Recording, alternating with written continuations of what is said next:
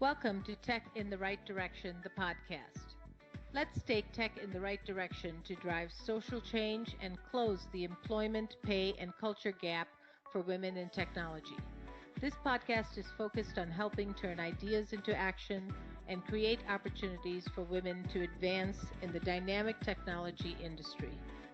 I hope this podcast will inspire and motivate you to encourage more women and girls to seek or grow a career as a woman in technology. Stories about the journey of amazing women in the tech field starts right now. Welcome to Tech in the Right Direction, the podcast. Today I will be speaking with Lisa Heite.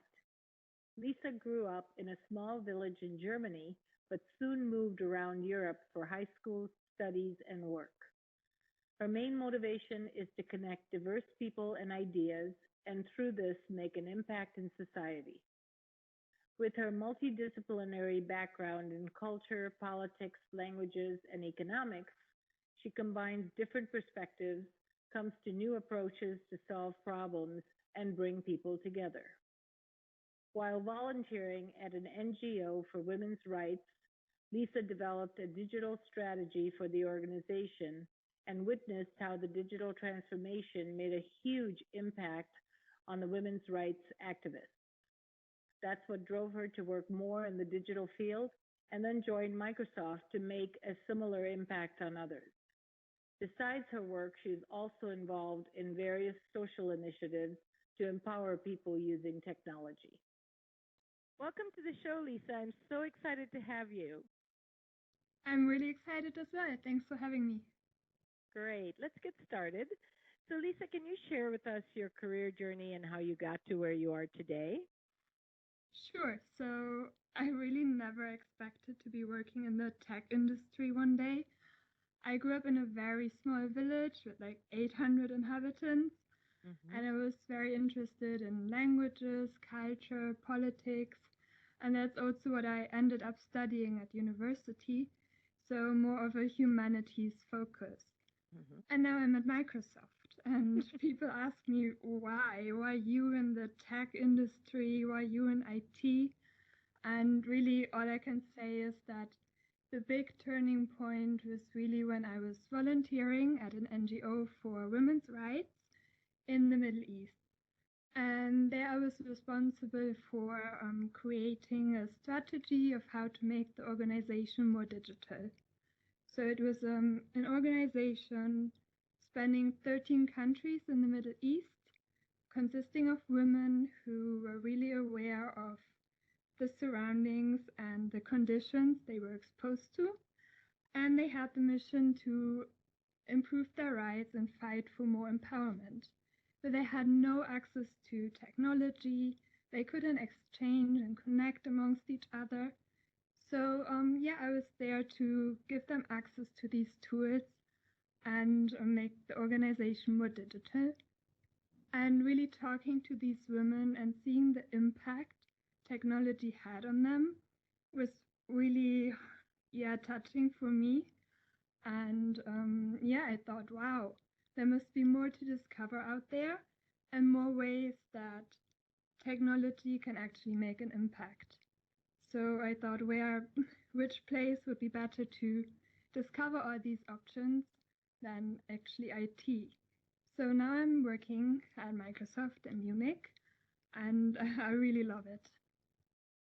That is amazing. And you were where you were meant to be, right? When you were helping those women improve their rights and improve, what they were capable of and really lift them up. That's so awesome. So we both share a passion for women in technology.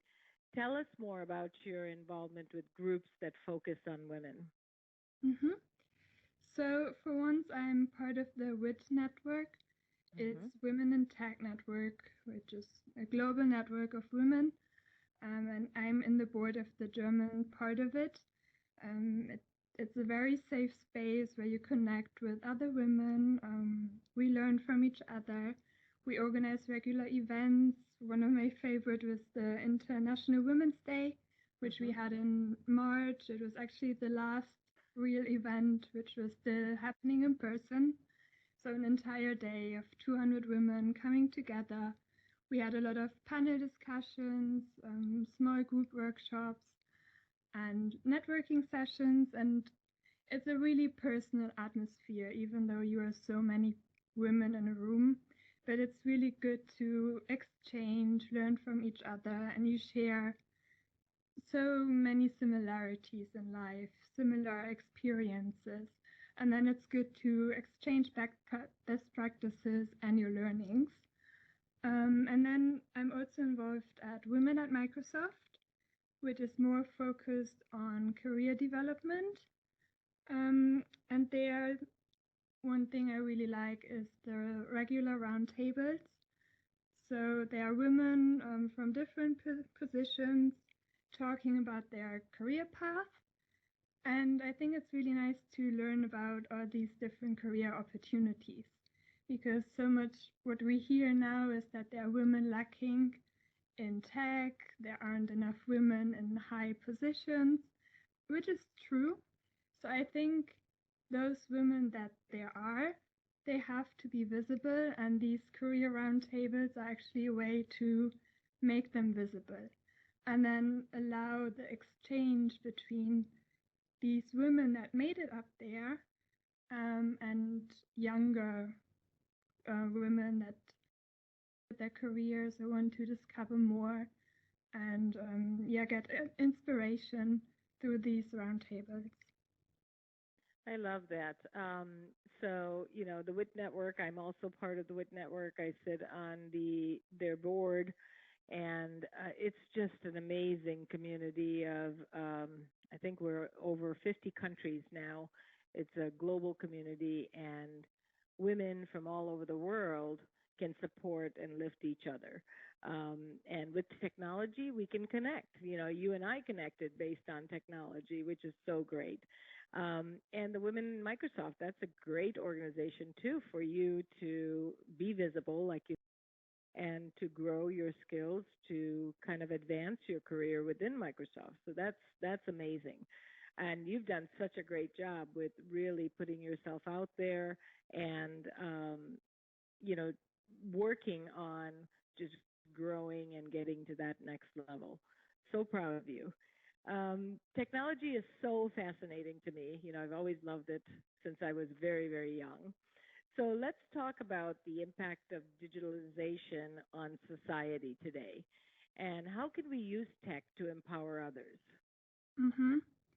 So I would say it's a tool, and everyone can use this tool for his or her own needs. I mentioned in the beginning the organization with the women I was working at, and for those women, just having the tool was actually already a form of empowerment because in their environment, it's mostly the men that have access to technology and now know how to use it. But then learning as a woman to access a computer, to chat online, that was already empowering.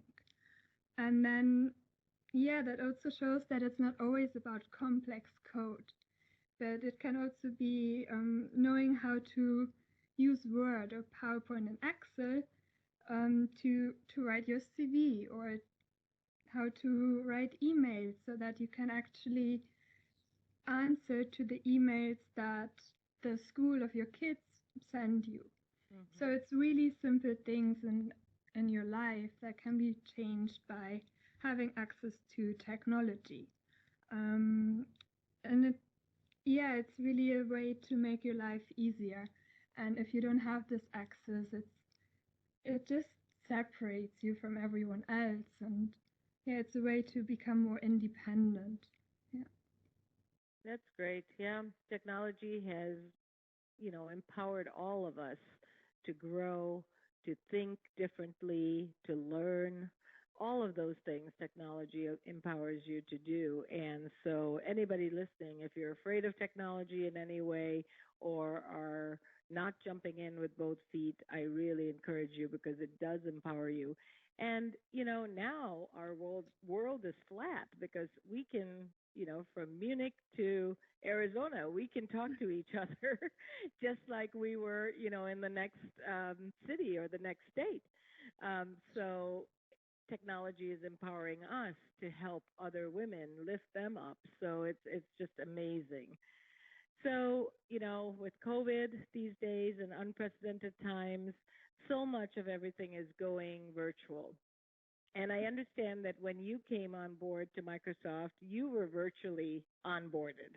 Can you tell us a little bit about that experience and how it felt different from like if you were there in person, or was it just the same? Did it feel great? Tell us a little bit about that experience. Yeah, sure. So actually, I came to Microsoft 1 year ago and I Okay. had completely normal in person onboarding. I was in the office almost every day, meeting my team members, and I really loved this experience of getting onboarded and meeting everyone. But then in September, I joined a completely new team and yeah, a completely separate branch as well within Microsoft. And my onboarding was completely virtual, of course. And Mhm. even though it was in the same company, it was a completely different experience. Mhm. And one thing I would like to mention, what I really like about the culture at Microsoft, especially in the office, is that it's really open and you don't have any assigned seats, for example. Mhm. So you come in the office in the morning and you choose a random seat. And because of that, there's a lot of movement, and it can happen that every day you're sitting next to a new person. And this way, you get into a conversation, you talk to people with really completely different roles and positions. And that's how you can also suddenly learn about these other positions. Maybe you even find out a way to work together on the same project. But if everything is virtual, this is not possible because you don't really have these touch points with random people. So, what helped me there was my manager and my team members. They suggested me people I should message. So, I messaged them on Teams and I asked them for a virtual coffee. And that was really helpful. So, I could go out to people I didn't know before, and I had really people to talk to. And that made the whole onboarding a bit more personal. But then at the same time, I think you should also use the benefits you have when it's virtual onboarding. So I really like to do shadowing in the first weeks of a new role. And sometimes it's quite hard to join meetings of my colleagues when they are in person. So sometimes you have to get transport, maybe a hotel, or just a bigger conference room when it's in person and you want to join a meeting. But now online, I asked them, can I join the meeting? And they just forwarded me the call invitation. So Mhm. that was much easier than in person meetings. And it's super easy to just join and learn from how my colleagues worked with their clients, with their partners, because I just joined the call and listened in. So, of course, the whole personal experience is a bit different when it's all virtual, but there are still ways through the virtual coffees, for example, to make it at least a bit personal and connect. And then at the same time, there are these benefits that you should really make use of. I love that. So the list that was given to you of people to contact when you were onboarded virtually, were they people in your department or were they completely random people within Microsoft? Mm-hmm. Some were, yeah, within my department, and my colleagues said, contact them. They might be useful. You might yeah, need them for your own role as well. But sometimes it was just friends of my colleagues working in different departments. Then it was nice to have these personal conversations, but then also seeing what they did. So both people from my department and from others. And I think if I had been out there on my own, I wouldn't have messaged them at all. But now I'm Hmm. really happy that I had the chance to talk to them and yeah, see what they were working on. Great. I love the idea of virtual coffee. Is that like 15 minutes, 30 minutes? How long was your virtual coffees? Usually I set them up for 30 minutes Hmm. because I think it's a good time. It doesn't take up too much time of your day because in the end you still have to work. But I think it's also enough time to really connect, to ask questions, exchange a bit. And it's not like jumping in and out of the call when it's just 15 minutes. Right. So, yeah. That's great. Did you know that there is an increase in the number of women leaving the tech industry? As a woman owned business, Directions Training has made it our mission and passion to change this statistic. That's why Jennifer created this podcast. We showcase insight from everyday women for everyday women in the tech industry. Do you know other people that would benefit from tuning in? Share the link and help us drive the advancement of women in the tech industry. Do you have a journey or know of someone that our listeners would benefit from hearing about? Reach out to us at directionstraining.com/podcast. Don't forget to follow us on LinkedIn, Facebook, and wherever you find your podcasts. Now, back to the show. So, I own a IT training company, and we focus a lot on Microsoft technologies. I know you're very passionate about education and learning. Can you share with us some of the initiatives that you're involved in, and also kind of share with us how you stay relevant and how you continuously learn? Mm-hmm. Sure. So I volunteer at this school. It's called the Ready School for Digital Integration. It was founded by Anne-Claire Bartels, who's a very inspiring social entrepreneur and a great woman to talk to as well. And she founded the school, which is focused on refugees and people with a migrant background that just came to Germany. And the aim is to teach them digital skills for once for life and then also for work. And there I volunteer in the Digital Women program. So I have a class of 12 women from very different ages and backgrounds. Some just came to Germany really recently, others have been here for some more time. But most of them don't even have a computer.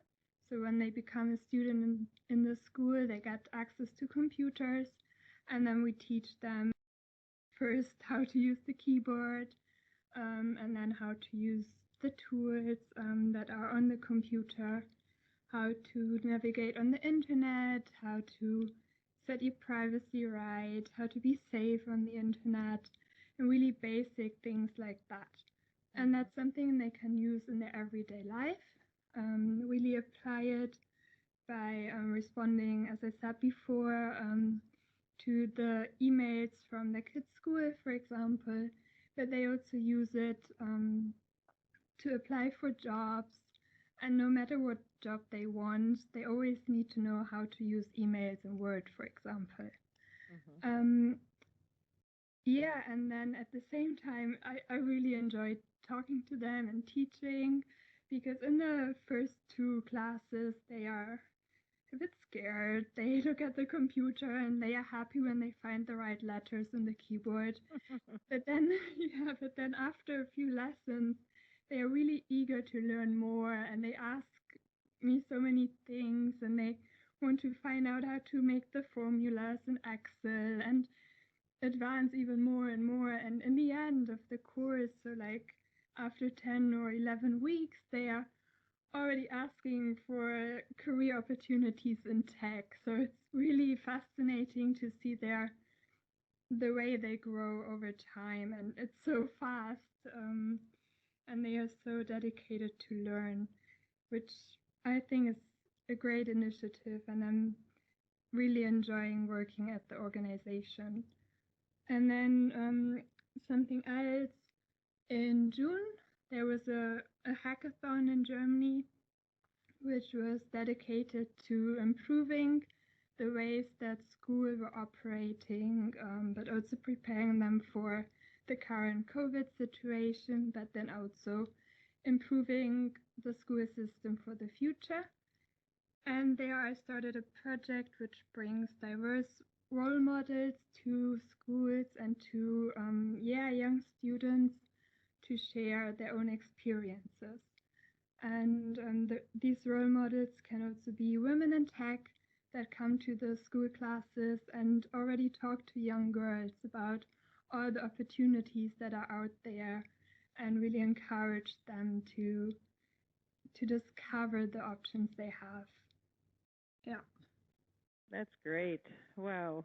And I know, as being a teacher myself, the more you teach, the more you learn, right? Because you're learning from your students, you're learning from the content, from the curriculum. So that's a great way to keep relevant and to continuously learn. And the hackathon, I love that because that just keeps you on top of your game. And um, the schools are really doing more to get kids engaged in technology, which is amazing. So I love that. Um, so, as we both know, we are women in a male dominated field. I'm sure you faced some challenges over your career. Can you share some of those with us and what you did to overcome them? Mm-hmm. So usually I think it's more of a feeling when you're the only woman in a room filled with men and Hmm. expectations that come with it. So just to give you an example, even this week I was in a call with three other men. One was my colleague I work with on a regular basis, but the two others I didn't know them. Hmm. And the call was quite technical. The three men were talking really about technology and going into details, and it felt like they were talking just amongst the three of them. And Hmm. especially those two men I didn't know, it seemed like they thought I didn't understand a word of what they were saying. But then in the middle of the conversation, my colleague actually said, "Well, you should talk to her about it. Lisa knows a few things about it as well." And you could see the two other men like stopping and being like, "Oh." And then it was the conversation that they included me a bit more. And it's these little actions what my colleague did that are really necessary right now in order to be inclusive and really have everyone participate in a conversation and to have everyone on the table. Because, yes, sometimes it's really hard as a woman to get into the conversation and really to join.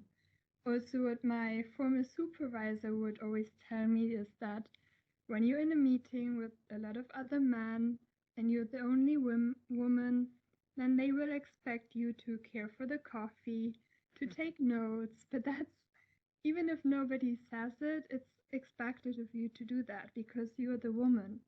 But I think, yeah, we should really challenge this idea and take turns or whatever, but not just put the woman on the seat of taking notes, caring for the coffee, refilling cups, because, yeah, just keeping all these roles fixed and it needs the effort of all. Um, Men, women, everyone should just pay attention to these small things in life. And yeah, then it just takes really like just this one sentence by my colleague that completely turned the conversation. Hmm. Hmm. Yeah. That is, I love the stories that you just told because it's so common, and I know as women we all face that. Um, and women have to prove themselves more than men ever have to do, and then we don't always have the confidence that we need to portray to make sure that we prove ourselves. And you know, using or working with our male colleagues and really connecting with them for them to become champions for us is so important. I always say any type of encouragement for women in tech has to come both from men and women, not just women alone. So For it is really, really important. And I think that was a really good example to show that as soon as he said, well, Lisa knows something about this topic, let's include her, it changed the whole dynamic of the conversation. Otherwise, they who didn't know you wouldn't think to ask you to participate because they automatically thought because you're a woman, you probably are not technical. And so, great, great examples. And you've done a really good job with really overcoming them by, building that, proving that that you know your material. You are uh, just as knowledgeable as they are about the products and technology. So great job on that.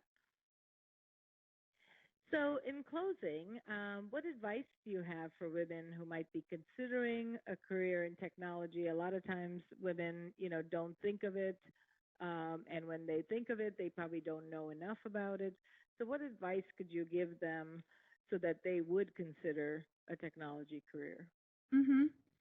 I think if you're a woman who wants to work in the IT industry, then really go for it. And don't let anyone stop you just because you're a woman or, um, yeah, because of any other reason. Because if you want to do it, just go for it. And there's so much out there to discover. And you can always make it somehow fit your interests and match them. Just be creative and open to the opportunities that there are, and then play around with whatever you can get. Because Yeah, that's also what I noticed. So many different perspectives coming together is actually more useful than just having a room filled with the same people. And then we need the developers, but we also need the users and those that bring the developers and the users together in order to create this match and to make sure that the technology can be used by others. So it's about combining different perspectives and just see how your perspective can make a difference and be creative in that. At the same time, if you don't want to be a woman working in tech, at least be a woman using tech because it can be so empowering to yourself. It can be a tool to empower others too. So there are so many opportunities and just, yeah, be creative. Just try out what is possible and then use it because it's so important these days and don't be scared. great. Just do it. Just jump in with both feet. Learn as much as you can. Great, great advice. So, Lisa, this was such a pleasure, and I know we could talk forever, but it would be great if you could share with our listeners how they could get a hold of you, if they can follow you on social, or what's the best ways. Oh, sure. So I'm on LinkedIn and Twitter, and feel free to reach out. It's about connecting and getting inspired by each other. I'm looking forward to hearing from other great women out there as well. Great. Well, thank you so much. It was such a pleasure. I really enjoyed our time together. Thanks a lot. Thank you for listening to Tech in the Right Direction. Please take a minute to subscribe or follow so that you never miss an episode. Also, don't forget to like, share, and comment. Thank you. See you next week. From IT skill enhancements to end user adoption training, Directions Training is your resource to help optimize the effectiveness of your technology investments. Over 500,000 students have taken advantage of our wide selection of technology and business training solutions covering the most popular applications today, such as Microsoft 365, Azure, Windows 10, and more. As a podcast listener, we invite you to take advantage of an exclusive offer. Receive 30 days of free access to our Microsoft official curriculum on-demand courses for IT professionals or end users. Visit us at www.directionstraining.com/podcast to claim this offer today. Hurry, this offer is only available for a limited time. Success is a journey. Ask for directions.